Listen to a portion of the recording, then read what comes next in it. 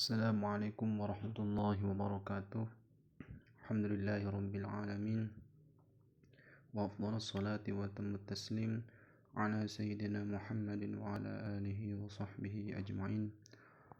Allahumma akhrijna min dhulumatil wahmi wa akrimna bi nuril fahmi waftah 'alaina bi ma'rifatil 'ilmi wa hassin akhlaqana bil hilmi waj'alna mimman yastami'una al-qawla fayattabi'una ahsana.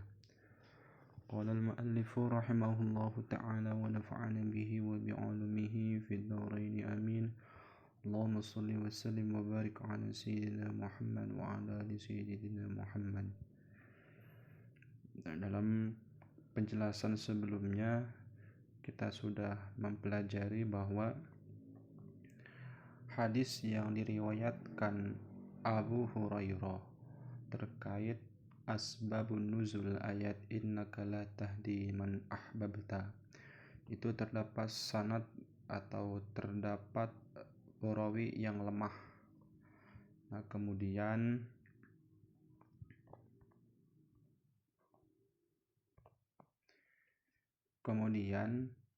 menurut Syekh Zaini Dahlan di sini dijelaskan bahwa Abu Hurairah itu tidak menghadiri kejadian tersebut.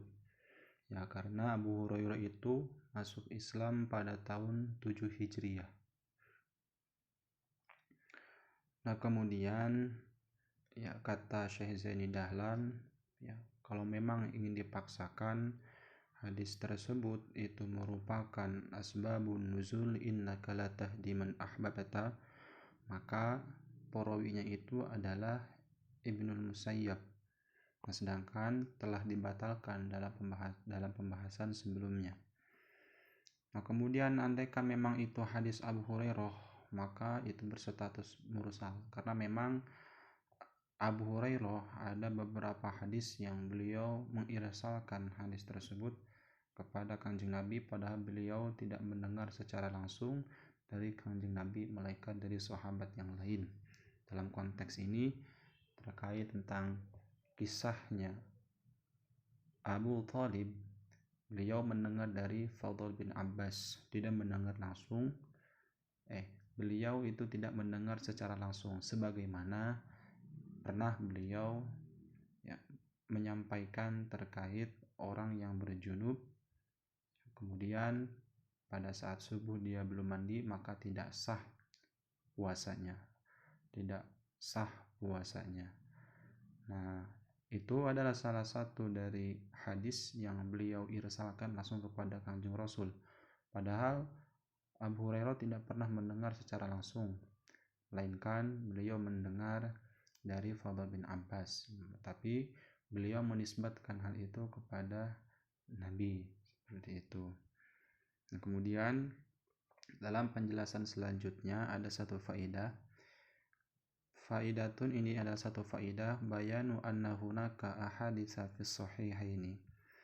Penjelasan bahwa di sana ada beberapa hadis di dalam Bukhari, Muslim, wa ghairihima dan selainnya.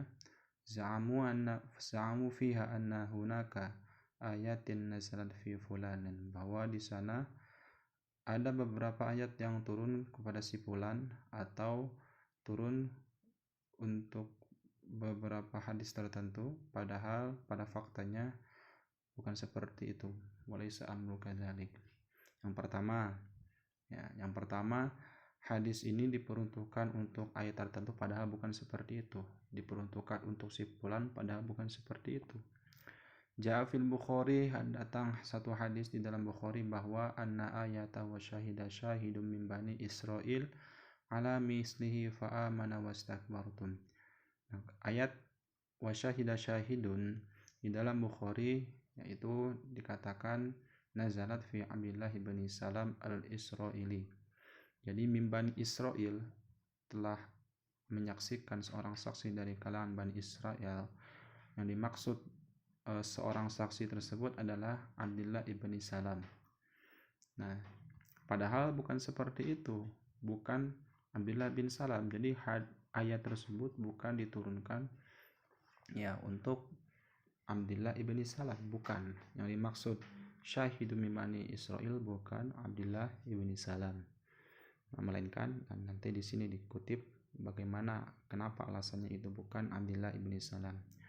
Wa naqala al-Hafidhu fi syarhi, Imam Ibnu Hajar Al-Asqalani mengutip di dalam syarah Bukhari-nya itu Fathul Bari, annahu bahwasannya turunnya ayat tersebut syahidun min bani Israil wa syahida syahidun min bani Israil untuk Abdullah ibn Salam itu muskil, terdapat keiskalan, kejanggalan. Kemudian wa naqala inkara dzalika an ba'dis salafi, kemudian Ibnu Hajar beliau mengutip pengingkaran hal itu dari sebagian ulama salaf. Nah, kemudian Imam Ibnu Hajar berkata, faqala wa qad istankara asy-Sya'biyyu fi ma rawahu Abd bin Humaydin an-Nadhr bin Shumailin an ibn Aunin anhu. Nah, kata Syekh Ibnu Hajar Al-Asqalani, Imam Sya'bi telah mempertanyakan di dalam hadis yang diriwayatkan oleh Abd bin Humaid dari Nadhr bin Shumail dari Ibni Aun, mempertanyakan tentang hadis tersebut. Mempertanyakan nuzulaha fi Abdullah ibn Salam. Bahwa ayat tersebut itu turun kepada Abdullah ibn Salam. Kenapa mempertanyakan bahwa ayat tersebut diperuntukkan untuk Abdullah ibn Salam al-Israili? Karena li'annahu innama aslama bil Madinati. Karena Abdullah bin Salam al-Israili itu masuk Islam di kota Madinah, sedangkan surat itu statusnya Makkiyah.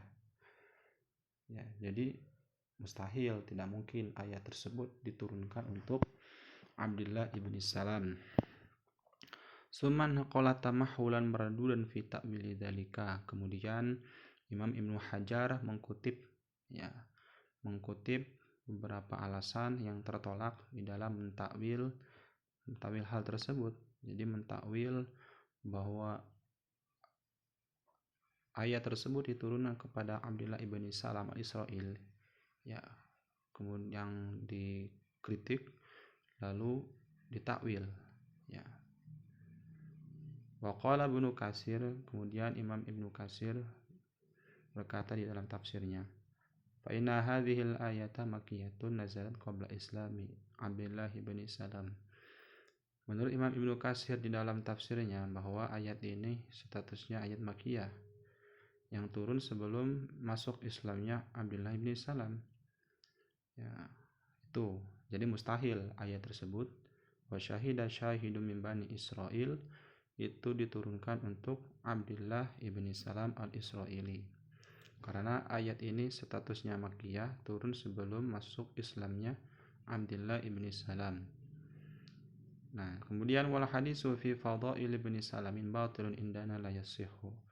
Hadis yang menjelaskan keutamaan Abdullah ibn Salam itu batil menurut kami, tidak sah, tidak benar. Itu yang pertama. Jadi memang ada beberapa hadis yang dijadikan sebagai asbabun nuzul ayat, padahal bukan seperti itu. Jadi kejadiannya itu bukan hanya terkait tentang hadis Abu Hurairah saja untuk ayat innaka la tahdi man ahbabta, tapi memang ada beberapa kejadian yang serupa dengan hadis Abu Hurairah tersebut yang disangka itu turun kepada, itu menjadi asbabun nuzul innaka la tahdi man ahbabta, padahal bukan. Kemudian yang kedua, dzakara al-Hafidz Ibnu Hajar fi Fathil Bari. Al-Hafidz Imam Ibnu Hajar Al-Asqalani berkata, menuturkan di dalam kitab Fathil Bari fi syarhil hadis, di dalam mensyarahi hadis alladzi fihi dzikru sihri Rasulillah sallallahu alaihi wa alihi wasallam, yang mana di dalam hadis tersebut diceritakan disihirinya Kangjeng Rasul sallallahu alaihi wa alihi wasallam. Beliau mengutip bahwasannya hal itu peristiwa disihirnya Kangjeng Rasul kana sabab nuzulil muawwadataini, merupakan sebab turunnya ayat surah Al-Falaq dan An-Nas.